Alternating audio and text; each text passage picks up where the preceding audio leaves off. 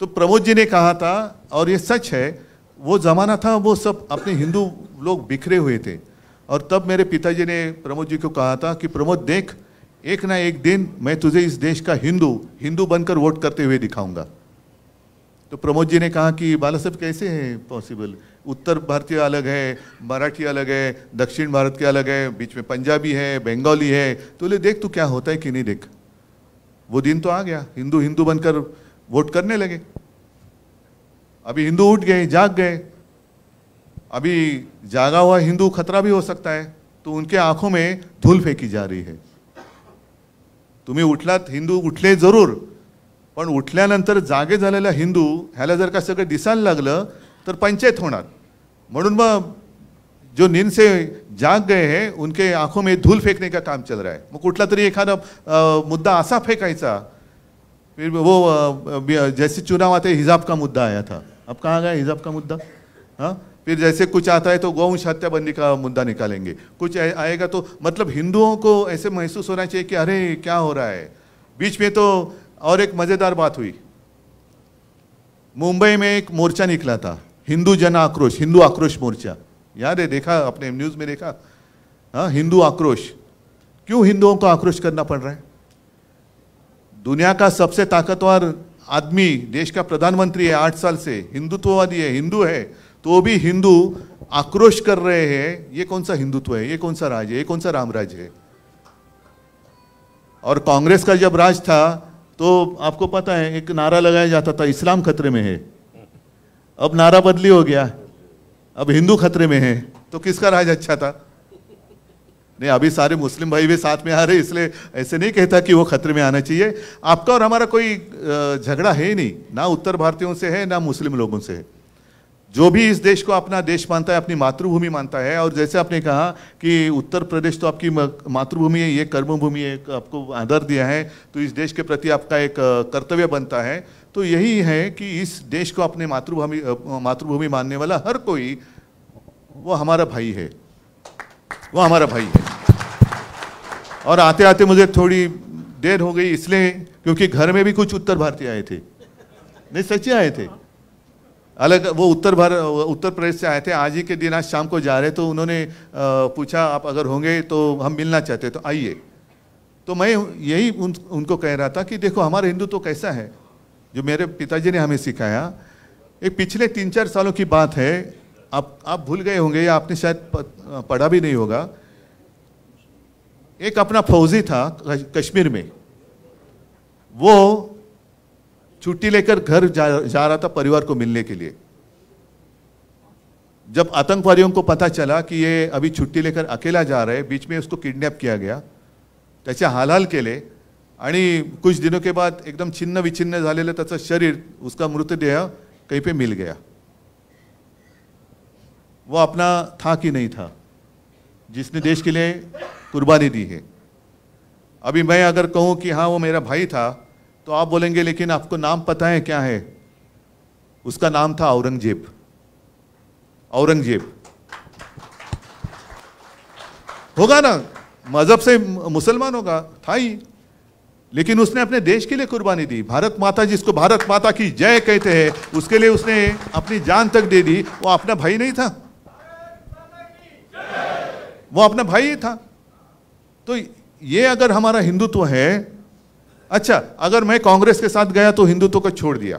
अभी कल मोगैम्बो ने कहा कि ये मुख्यमंत्री पद के लिए कांग्रेस और राष्ट्रवादी के तलवे चाट रहे थे। तो अभी उन्होंने जो किया है, कौन किसका क्या कौन सा हिस्सा चाट रहे पता नहीं। नहीं सांगतो ना, ये रोटी बन आता ऐसे 2-4 दिवसापूर्वी मुझे भी वहां आमंत्रित किया गया था, सैयदना साहब ने बुलाया था, मैं गया। लेकिन मैं गया, मैंने वहाँ चपाती नहीं लटली, क्योंकि जो रिश्ता होता है ना उसको दिखावे की जरूरत नहीं होती। जब कोई रिश्ता नहीं होता है तो ऐसे नौटंकी की जरूरत पड़ती है कि जाकर रोटी कणिक मळा, चपात्या लाटा, झाड़ू मारा। और जब दिल से रिश्ता होता है ना तो बात सीधी दिल से दिल की होती है। नौटंकी की बात नौटंकी करने की आवश्यकता नहीं होती। मैंने जाकर वहाँ, उन्होंने मुझे प्रेम से बुलाया, मैं गया। क्योंकि जब बड़े सैयदना साहब थे तो मुझे याद है, मैं छोटा था तो वो भी मेरे पिताजी को मिलने के लिए घर पे आए थे। तो इतने पुराने हमारे संबंध है, कोई आवश्यकता नहीं है नाटक करने के लिए। लेकिन उन्होंने कुछ भी किया। मैं कांग्रेस के साथ गया तो हिंदुत्व छोड़ दिया। अरे भाई, आप मुफ्ती मोहम्मद के साथ बैठे थे, उस वक्त आपने क्या छोड़ा था? कभी कांग्रेस ने आतंकवादियों को शहीद मानने के लिए तो ये नहीं रखी थी ना शर्त कि ये जो है काय अफजल गुरु त्याला तो शहीदाचा दर्जा द्या म्हणून ते मुफ्ती मोहम्मद आणि महबूबा मुफ्ती सांगत होते। उनके साथ आपने सत्ता के लिए उस वक्त क्या किया था आपने? मैं नहीं पूछना चाहता, लेकिन क्या तब भी आप हिंदू थे ना? कि उस वक्त के लिए टाइम प्लीज ली थी, जैसे बच्चे लेते टाइम प्लीज, हम हिंदुत्व छोड़ रहे हैं, हम हिंदुत्व पकड़ रहे हैं। ये क्या नौटंकी चल रही है? कब तक लोगों को उल्लू बनाएंगे? और कल की जो बात हुई है सरासर अन्याय है। आप मुझे बताइए, मेरे पार्टी में कुछ लोग वहां चले गए, जाने दो, जिसकी मर्जी जाना चाहे जाए, लेकिन वो दूसरी पार्टी में जानी चाहिए। आपने जो बात कही, और इसलिए मैंने कहा ना कि अरे भाई, मेरे ही लोग मुझे घर से बाहर निकाल रहे, क्योंकि वो घर पे ही कब्जा करना चाहते हैं। ये घर ही मेरा है, मेरे पिताजी ने उनको सहारा दिया था। ये जो सारे शिवसैनिक बैठे हैं, आज भी लाखों शिवसैनिक हैं, उन्होंने पसीना और खून बहाकर इनको बड़ा किया। अब वो मालिक बनने जा रहे। और हमारी संस्था भी ऐसी है कि उनको चोर को मालिक बना दिया घर का। ये कौन सा देश है? देश में चल रहा है क्या है?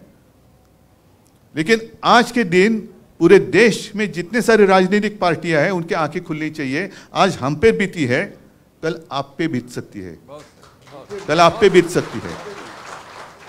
जिस तरीके से उन्होंने शिवसेना के साथ सुलूक किया है, करते जा रहे हैं, क्या बिगाड़ा है हमने? आपको मेरे पिताजी का चेहरा चाहिए, लेकिन पिताजी का बेटा नहीं चाहिए, जो आपके साथ था, आपको साथ आने के लिए, आगे चलने के लिए तैयार था। और सिर्फ मैंने मेरे पिताजी को, जिसको आप आपका नेता मान रहे हैं, उसी को मैंने वचन दिया था कि मैं शिवसैनिक को मुख्यमंत्री करूंगा। वो वचन निभाने वाला अगर धोखा देता है तो उसके साथ मुझे कैसे बर्ताव करना चाहिए? जिसने हमें धोखा दिया, बाला साहब की शिवसेना को धोखा दिया, उसके तलवे चाटने वाले आपको चलते हैं। मग माझं काय चुकलं होतं? मैं यही तो मांग रहा था।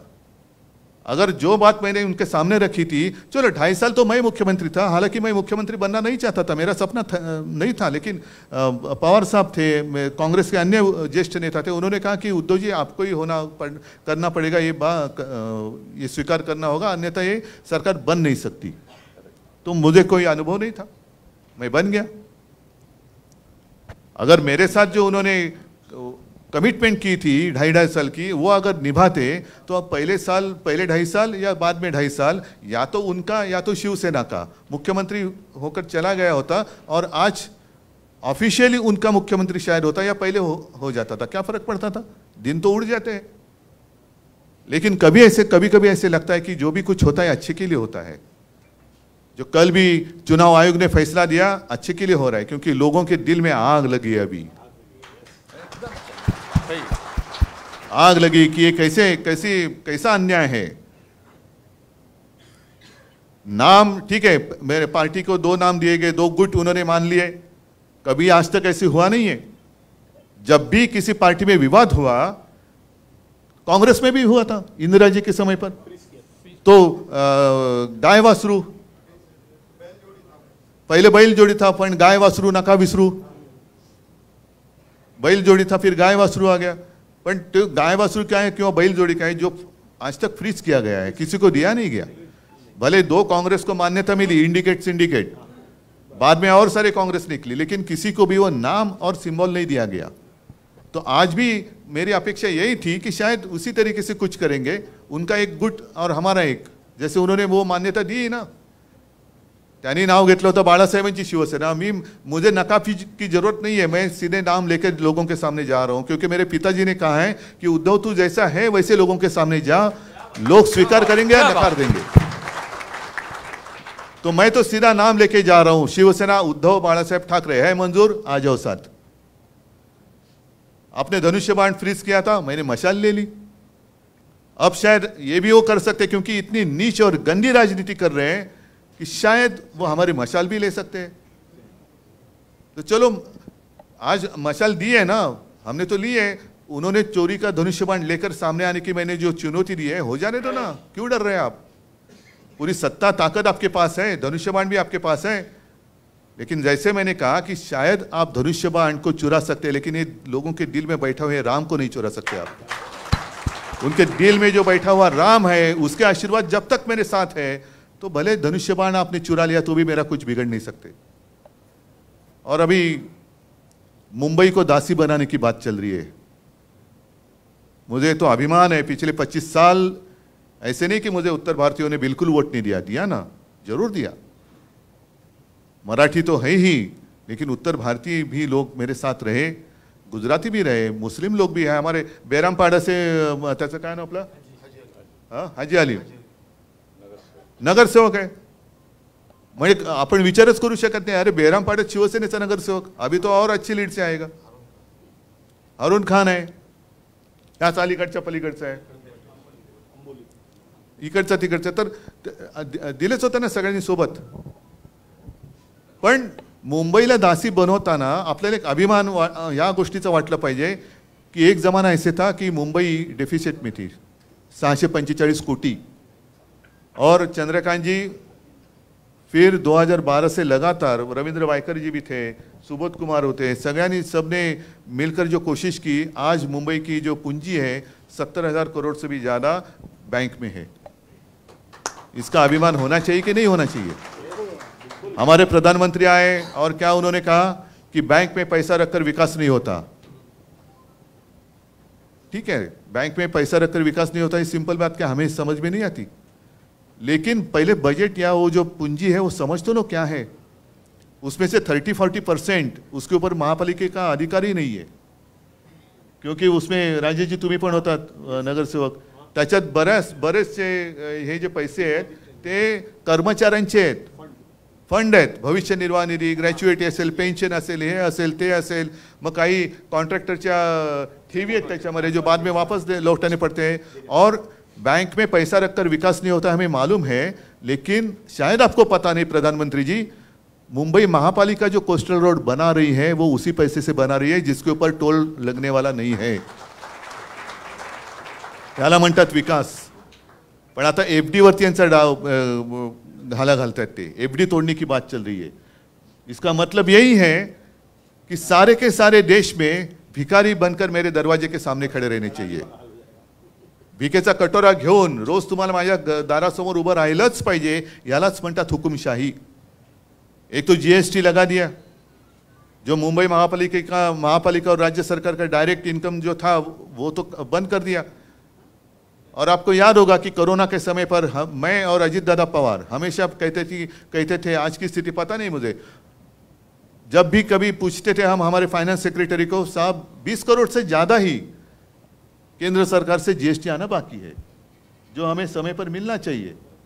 तो जसं पैसा बँकेत ठेवून विकास होत नाही, तसा राज्याचा आणि मुंबईचा पैसा केंद्राच्या खिशात ठेवून सुद्धा राज्याचा आणि मुंबईचा विकास नाही होणार। निदान मुंबईचा हक्काचं जे काय आहे, महाराष्ट्राच्या हक्काचं आहे ते तर द्या ना, हमें भीख नहीं चाहिए आपकी, दिल्ली की भीख नहीं चाहिए मुंबई को। मुंबई तो पसीना बहाने वाली नगरी है, पसीने की कमाई तो दे दो। आपको पसीना भी नहीं बहाना है, सारे उद्योग आप महाराष्ट्र से गुजरात लेके जा रहे हैं, सगळ्या गोष्टी मुंबईच्या बाहेर, महाराष्ट्राच्या बाहेर, आणि वरती येऊन उपकार केल्यासारखं काही ते तोंडावरती तुकडे फेकून जायचं आणि मुंबई आपली दासी बनवायची। त्याच्या आड शिवसेना येते, उद्धव ठाकरे येते, खत्म कर दो इनको पॉलिटिकली। आपके ऊपर है। मी तुम्हाला सांगितलं, मला माझ्यासाठी तर काहीच मी मागत नाहीये। तुम्ही जेव्हा पब्लिक मीटिंग घ्याल, मी माझी दसरा मेळावा असतो तसंच आणखीन परत मीटिंग तर मी घेणारच आहे। मी तर लोकांवरती सांगणार आहे, मी तुम्हाला हवा असेल तर तुम्ही सोबत राहा। आज तर माझ्या हातात काहीच नाही आहे माइक शिवाय, सिर्फ माइक है जिस माइक के माध्यम से मैं मेरे दिल की बात आपसे कह सकता हूँ। मन की बात नहीं, मेरे मन में कुछ और चलता होगा। मनातले मांडे आपण म्हणतो, पण मैं दिल की बात करने वाला हूँ, दिल की बात करने वाला हूँ। और इसलिए अगर साथ आना चाहते हैं तो साथ निभाना पड़ेगा, साथ निभाना पड़ेगा। हर संकट में साथ रहना होगा। हाथ उठा के बोलिए, हम तुम्हारे साथ।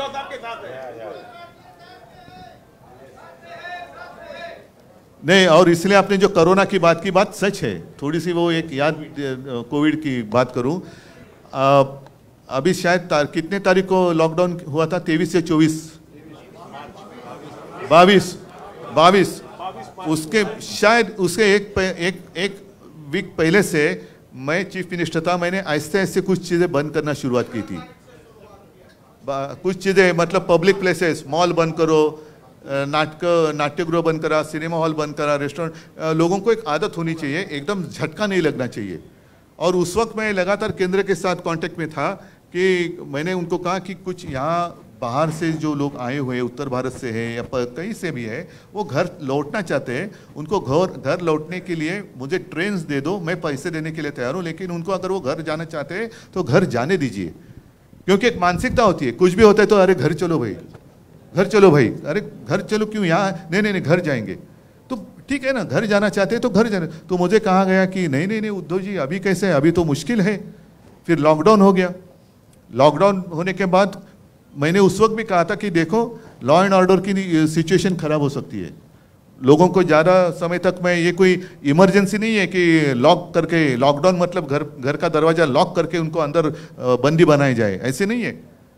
तो नहीं अभी नहीं। फिर जो हुआ, लोग बाहर निकले, तो भी मैंने आदेश दिए थे की जहाँ भी इनको अगर हम रोक कर उनकी निगाह, मतलब त्यांची निगराणी आपण चांगली ठेवू शकू ते करा। मग जवळपास 7.5 लाख लोकांना एक महीनाभर हम वो जहाँ भी रहे वहाँ कैंप बनाए, खाना तो दिया, साथ में डॉक्टर्स भी रखे, लेकिन फिर भी वो सारे इंसान है।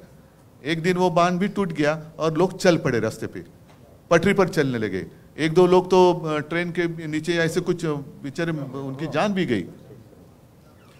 और तब भी मैंने, अनिल परब मंत्री थे, परिवहन मंत्री, अनिलला सांगितलं, म्हटलं अनिल सगळ्यांना एसटी दे आणि 7.5 लाख लोकांना त्यांच्या गावाच्या सीमेपर्यंत सोडलं। अनिल परबच मंत्री होते। 7.5 लाख लोगों को मैंने उनके गांव की सीमा तक छोड़ा। कुछ लोगों को उन्होंने कहा कि नहीं, हमें यहाँ तक छोड़ दो, फिर हम स्टेशन, रेलवे, महाराष्ट्र के बाहर हम रेलवे से जाएंगे। फिर ऐसे सारे लोगों को हमने किया, जो कुछ कर सकते थे किया।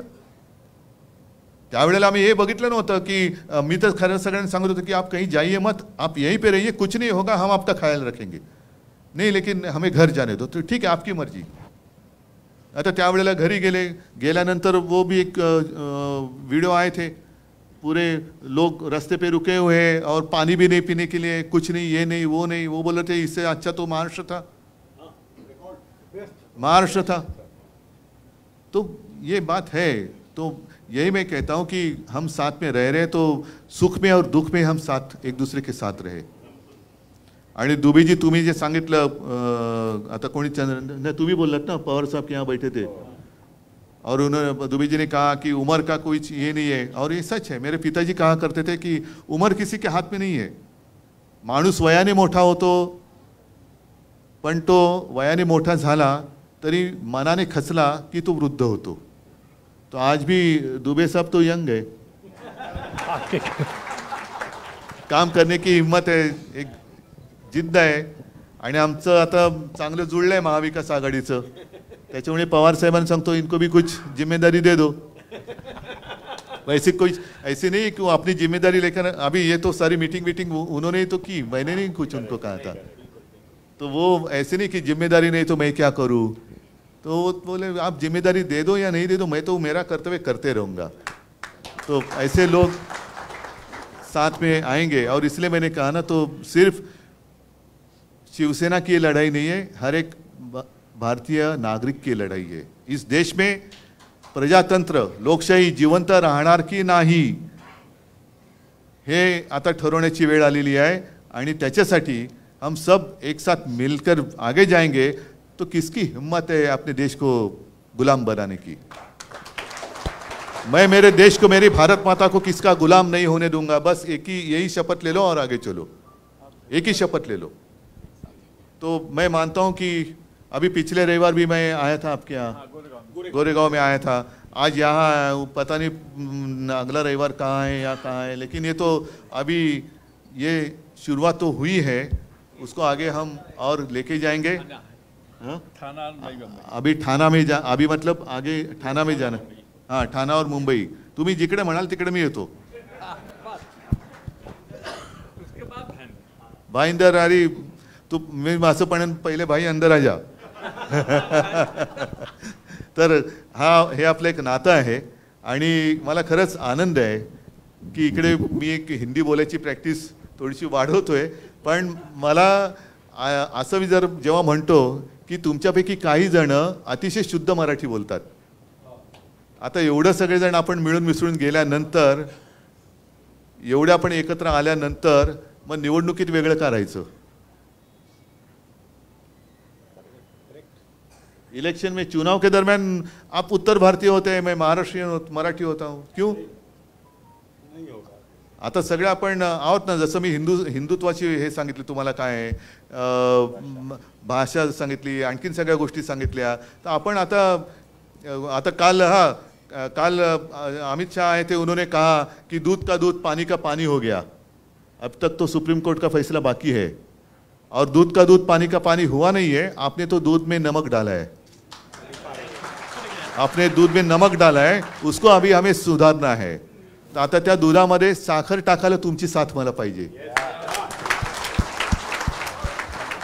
आणि एकदा का आपली एकजूट झाली की मग ती अशी मजबूत असेल की ती कोणी किती तुडू म्हटली तरी तुटायची नाही। आता गलतफहमी होऊ देऊ नका, कधी काय असलं तर आपण संपर्कात आहोत। अनिल परब तुमच्या संपर्कात आहेत, वायकर आहेत, सगळेच आहेत, ऋतुयताई आहेत, राऊत बिऊत सगळेच आहेत। तर आता एक दुसऱ्याबरोबर आपण संपर्क ठेवूया, आणि कुठेही जरा असं काय वाटलं की खुटकन काही होतंय त्याचं लगेच स्पष्टीकरण देऊन टाकू, ठीक आहे? तर आता याच्या पुढे सगळे सोबत राहाल अशी आशा नाही, खात्री बाळगतो, आणि तूर्त आपली रजा घेतो। जय हिंद, जय महाराष्ट्र।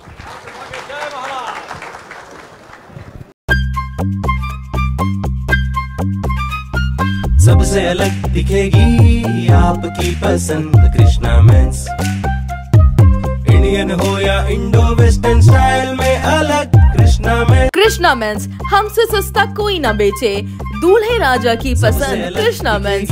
हमारे यहाँ कोट पैंट, कुर्ता पैजामा, जैकेट, शेरवानी, शर्ट, जीन्स, सब कुछ एक ही छत के नीचे। कोट पैंट 3050 से लेकर 20,000 तक, कुर्ता पैजामा 500 से लेकर 2000 तक। हमारा पता कृष्णा मेंस, नंगा पुतला चौक, जागनाथ रोड, गांधी बाग, नागपुर।